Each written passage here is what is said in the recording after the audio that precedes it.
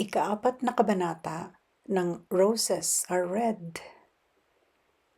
Lumaki at nagkaisip si Michelle Robledo sa Monte Vista Subdivision, isang middle-class community sa Antipolo. Nag-iisa siyang anak ng mag-asawang kapwa professionals. Stockbroker ang daddy niya. Ang mami niya ay assistant principal sa Monte Vista Institute. Tulad ng mga Robledo, sina Edmond ay kabilang din sa mga unang-unang pamilya na tumira sa Monte Vista. Professionals din ang mga magulang ni Edmond. Ang daddy niya ay kasosyo at manager sa isang recruitment agency, nutritionist at fitness consultant sa isang malaking sports club sa Quezon City, si Mrs. Monet Santos.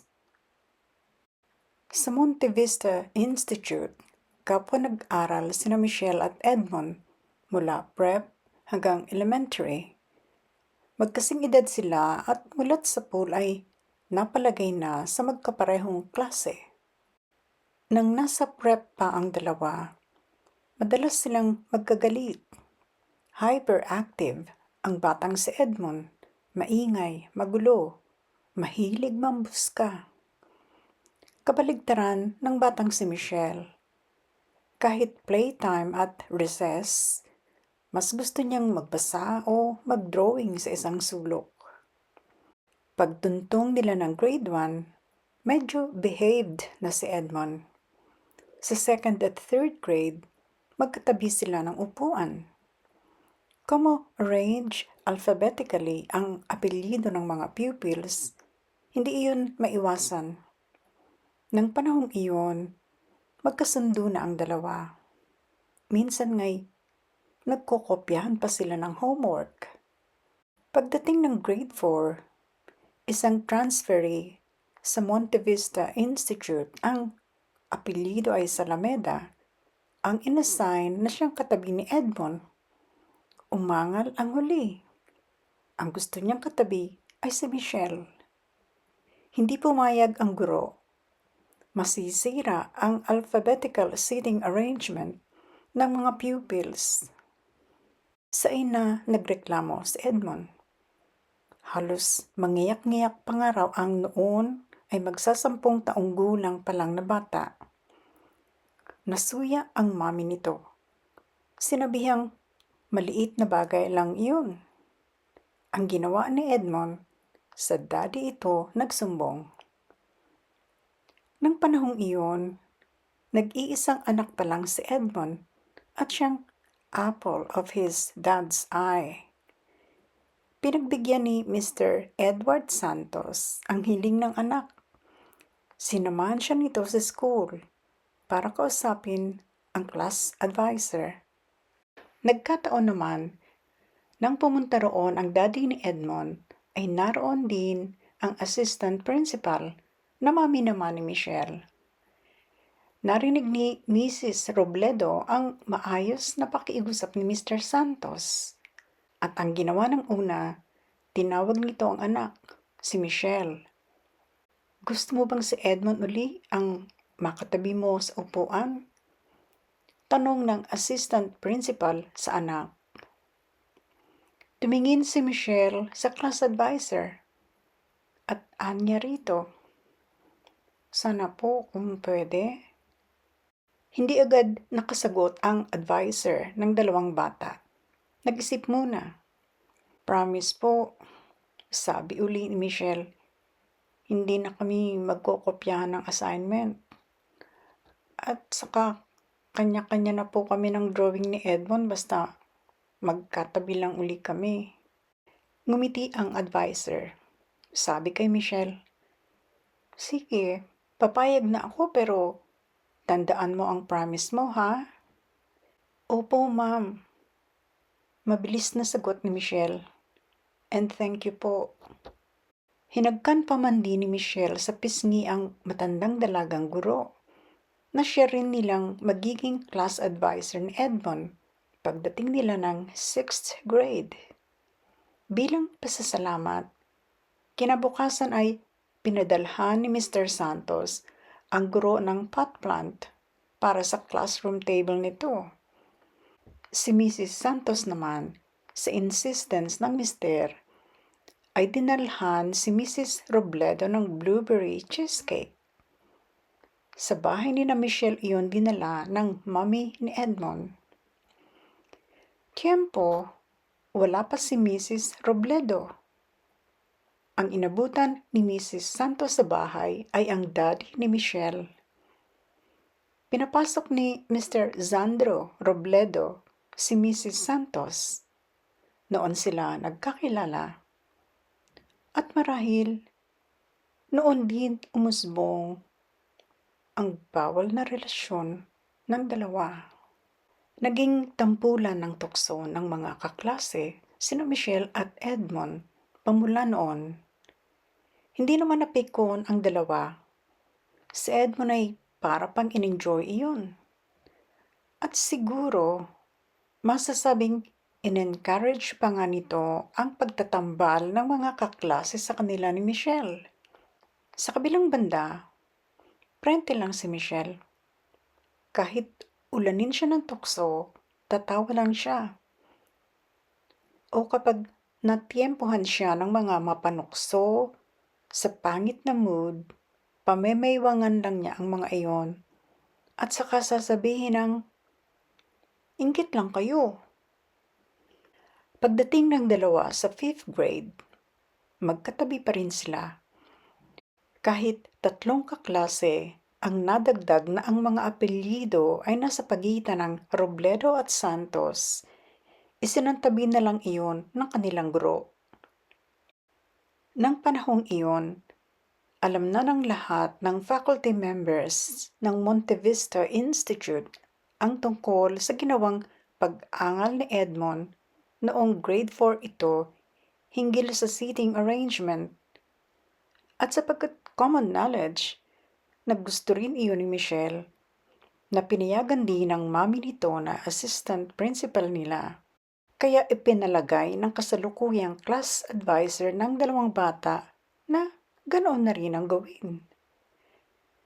Naging seatmates uli sina Edmond at Michelle. Obvious na kontento si Edmond. Si Michelle, bagaman hindi pa rin inaabot ng pagkapikon sa tudyo, ay nagsimula ng mag-entertain ng more than childish thoughts. Hindi na simpleng kababata o ka-close na classmate ang naging tingin niya kay Edmond. Nagsimula ng maging conscious si Michelle sa magagandang mga katangian ni Edmond. Ang pagiging laging neat, magalang, mapag-alala. Of course, napansin din ni Michelle na talagang matalino ang seatmate. Kahit minsan ay halata niyang nagpapaubaya ito para maging mas mataas ang grades niya. Noon nagsimulang mag-ugat ang pagtatangi ni Michelle kay Edmond. Nang panahon ding iyon, nagkaroon ng dagdag na miyembro ang pamilya Santos. Nagkaroon ng baby sister si Edmond. Palibhas ay nag-iisang anak. Natuwa rin si Michelle. Parang kapatid din ang dinadala noon ng mami ni Edmond. Maraming recess ang ginugol nang noon ay 11 anyos na pareha sa pag-uusap tungkol sa mutual excitement nila sa padating na baby. Siyempre, como recess, kumakain sila habang nagkukwentuhan at madalas kaysa hindi, share sila sa baon ng isa't isa. Nang isilang ang baby na pinangalan ng Suzette, 2 beses pang dumalaw si Michelle kay Mrs. Santos sa ospital. Noong una ay magkasama sila ni Edmond. Sa ikalawa, isinama siya ng daddy niya. Ideya ng daddy niya na dalawin ang bagong panganak sa ospital ay hindi nilagyan ng mali siya ni Michelle. O kahit nang hilingin sa kanya ng ama na huwag banggitin kahit kanino, kahit sa mami niya, na ito ang nagaya sa kanya. Wala pa ring inisip na hindi maganda si Michelle. Ano ba ang masagwa? Tanong noon ng bata sa sarili sa pagdalaw sa isang nasa ospital. Hindi naman nagtagal ang mag-ama sa private room ng ospital. Kinumusta lang ni Mr. Robledo si Mrs. Santos. Nag-usap ng konti. Saka magkakasama nilang sinilip na tatlo sa nursery ang baby. Como nakita na ni Michelle si baby Suzette noong pumunta sila roon ni Edmond, ibang baby naman ang pinansin ng una. Tuloy, nakaligtas sa pansin ni Michelle ang pagkakapit kamay ng mami ni Edmond at daddy niya habang galak na minamasdan ang malusog na sanggol. Bago sila umalis na mag-ama, ikinamaang ni Michelle ang paraan ng pagpapaalam ng daddy niya kay Mrs. Santos. Hinalikan ito ng daddy niya sa labi. Very light at very fleeting ang halik na iyon. Pero maski na, ipinagkunot noo iyon ni Michelle. Hindi binigyan ng tsansa ni Mr. Robledo na mag-isip ng gusto si Michelle. Habang nasa kotse ang mag-ama, sabi nito sa anak, "Kalimutan mo, Michelle, ang nakita mo. Okay?" Pakiramdam ni Michelle ay hindi talaga okay ang kanyang nakita. Pero como takot sa ama, nagsawalang imik siya. Wala siyang pinagsumbungan ng nakita kahit sa mami niya at lalong-lalo na kay Edmond. Malalaman ba ni Michelle na matindi ang magiging resulta ng pananahimik niyang iyon? Nang sumunod na school year, seatmates uli sina Michelle at Edmond. Hindi na ganoon kagrabe kung manukso ang mga kaklase nila. Pero they took for granted na kung nasaan ang isa, naroon din ang isa pa. Wala ring schoolmate na nangahas magparamdam at magparating ng crush kay Michelle o kaya'y magpa-cute kay Edmond. Bagaman ni minsan ay walang nakitang ginawang malisyoso ang dalawa. Halimbawa'y ang paghahawakan ng kamay. Inassume ng lahat na paglaki-laki pa ni na Michelle at Edmond ay sila ang magkakatuluyan.